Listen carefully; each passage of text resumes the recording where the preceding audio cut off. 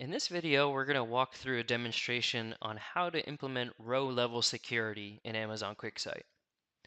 The reason that you would use row-level security is so that you could share a dashboard with a number of different users and have them each see a certain customized slice of the data when they visit there.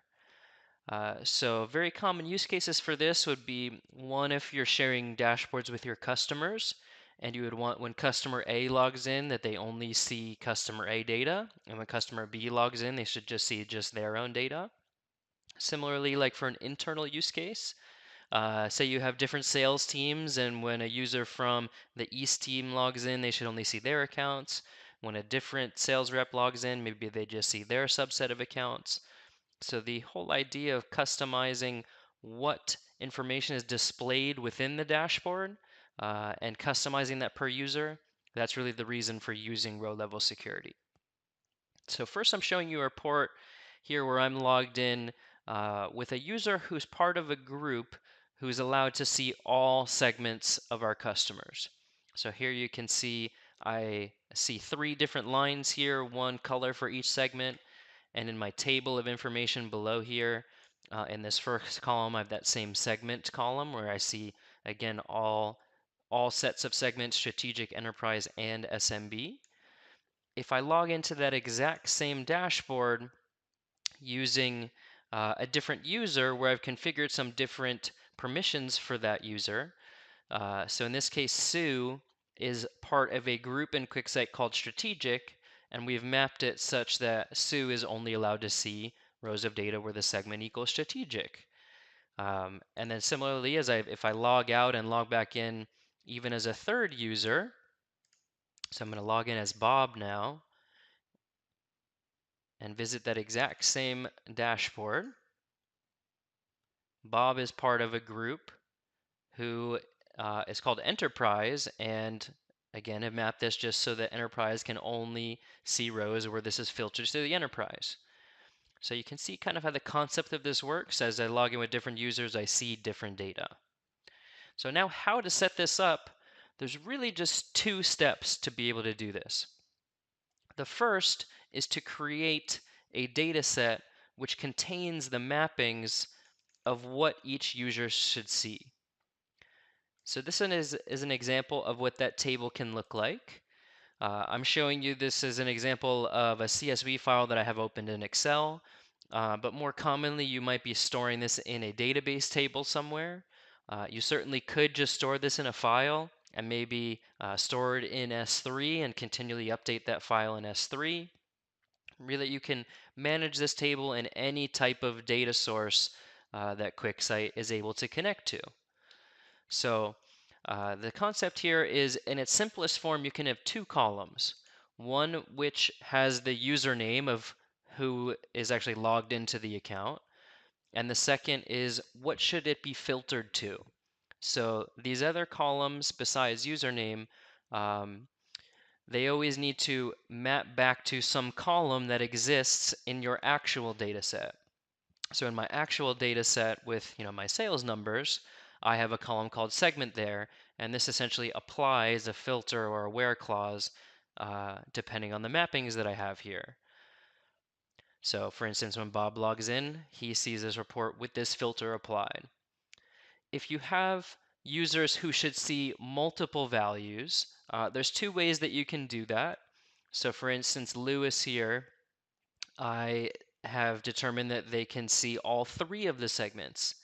So there's 2 ways to do this. One is you can do this as I'm showing you now, where you can comma separate the values. I could just list the multiple values that they're allowed to see.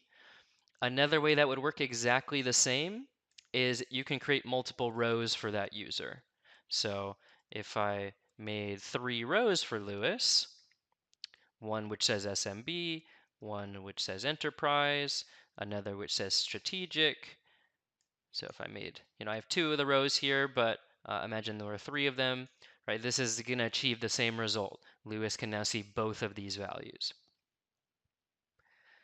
You can add additional columns to this. So if you want to have multiple conditions checked, like for instance, the segment has to be equal to this, and Their employee level has to be equal to VP, just as an example. You can add more columns to this, and this will act such that all of those conditions need to be met for that user to be able to see those rows of data. So essentially, it adds more filters to it. One way to create a super user, so for instance, I want someone just to be able to see all rows of data. One way is to list out explicitly all the values that they're allowed to see and just include everything. Another way to do this is that I can add another row of data here, and I could just leave the value in my filtering column blank. So we've implemented kind of a special case for this in QuickSight, so that if a row exists, but the filtering column is blank, this kind of acts as like a star, meaning that they can see everything. So I'll explain something a little bit later on in this video where this could behave the complete opposite way if you choose to do so. So for instance, the rules in here could be specifically that this user is allowed to see this value. And then if I'm not included in this data set at all, I'm not allowed to see any values of data. Or you can do the opposite, so that the default is that people can see all rows of data, but if I have a value in this file, or I should say in this table, that this specifically denies me access to that. So, depending on your use case, you can do either allow or deny. More commonly, our customers use the allow option, which acts kind of how I've been explaining it so far, right? That when a user logs in, they're allowed to see this value. If I don't put a row, a value here, they can see everything. And if I don't have a row for them at all, then they can see nothing.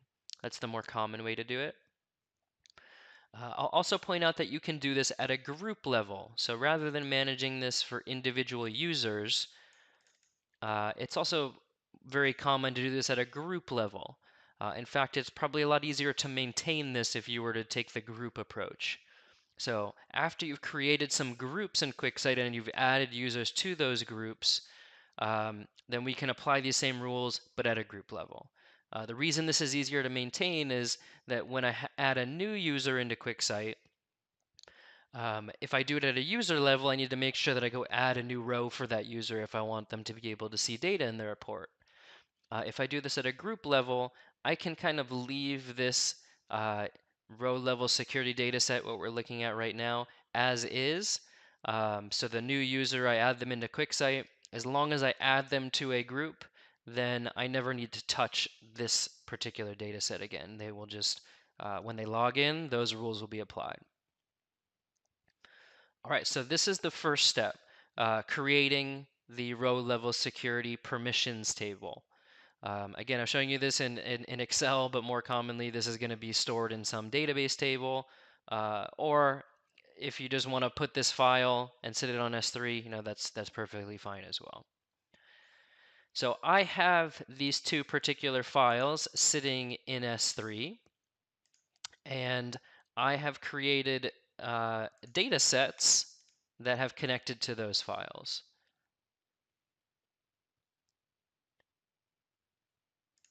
So let me go show you what those look like. So I have my RLS groups data set and I have my RLS user data set. So one is using just the per user and one is at the group level. So just to kind of show you that this is exactly what we were looking at before, if I go click on this data set and just choose to edit it real quickly here, you'll see those exact same four rows of data that we were looking at in when I was showing you it in Excel. So the first step here is, well, after you've created the table, is that you need to create a data set in QuickSight that connects to that table. So this is what that data set represents. I've connected to my row level security permissions. Now, you can then apply that row level security data set to any other data set that you've already created in QuickSight. So theoretically, maybe I have one data set that I've applied these rules to, and I may have created 10,000 reports off of that data set. But as long as I've applied those rules, every single report and dashboard that I would create from it will have those rules applied. So you can tell if rules are applied by this little icon here which says restricted. So, and it has a little lock icon there. So as I hover over it, it's telling me that row level security is applied to this data set. If I want to apply this to a new data set, so for instance, this one over here, I want to apply those rules so that whenever I create reports from this, that filtering occurs. You click on the data set you'd like, and you click on this button here which says permissions. Once you click on permissions, then you go find the row level security mapping data set which you've configured earlier, the one that has the rules in it. So in this case, if I choose the one showing what I had with the groups, so I go select it, and then your other choice here is, I've alluded to this earlier, of you have the choice of using this to grant access or to deny access. So remember, granting, it means that if I have a row of data there, then that means I'm allowed to see those values. And then if I don't exist in that data set at all, or I'm not part of a group that exists in that data set, I don't see any values of data. Deny would be kind of the flip of that.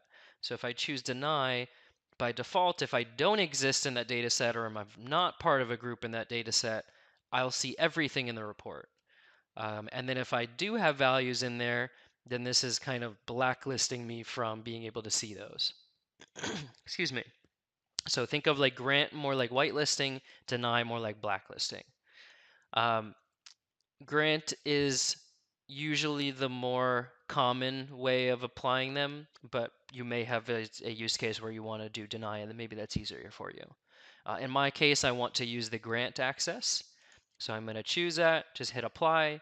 Here it's just giving me a bit of a caution, just saying after you apply these rules that the data is going to be filtered, right? It's just telling me that people are going to see different data after I do this.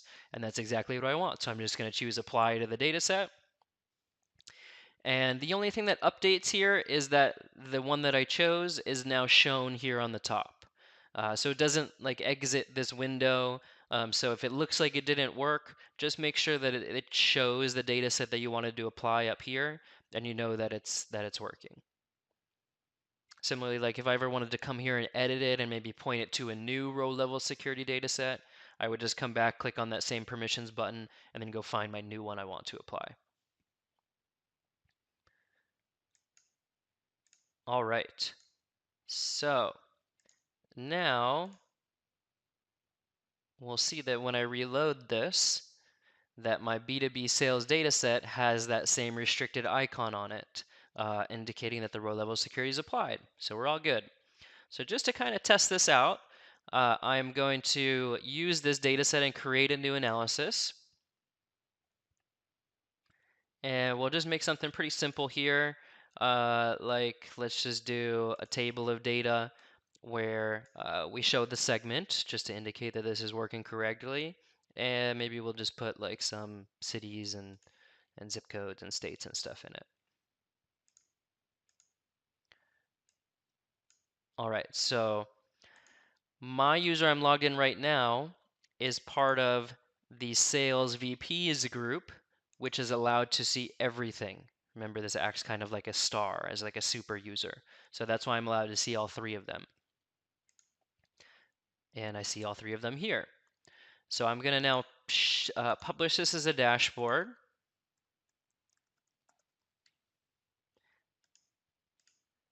And share this with everybody in the account. Again, I just see everything here. And now let's flip back over to one of our other users. So here I'm logged in as Bob.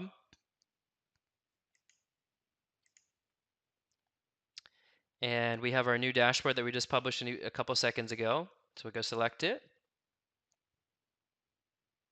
And Bob is part of the enterprise group, and notice the only rows of data Bob sees are from the enterprise.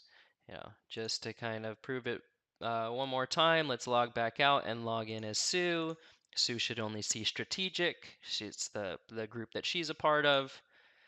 Open that same report, and as we see, Sue just sees strategic.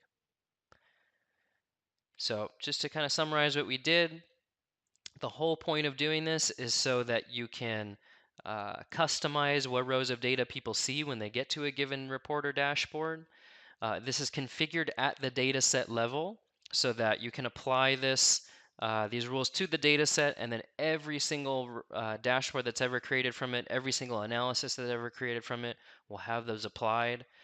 Even if I were to go share that B2B sales data set with another author, those rules are still going to be applied even in editing and authoring mode. And the common use cases for doing this is maybe for giving reports out to your customers or your partners, or internally, maybe for something like an HR report where maybe I should see just myself and my direct reports. Someone else who's an individual contributor should just see data just from themselves. All those kind of scenarios are perfect for using these row level security feature. So thanks for watching, and we will see you on the next video. Bye-bye.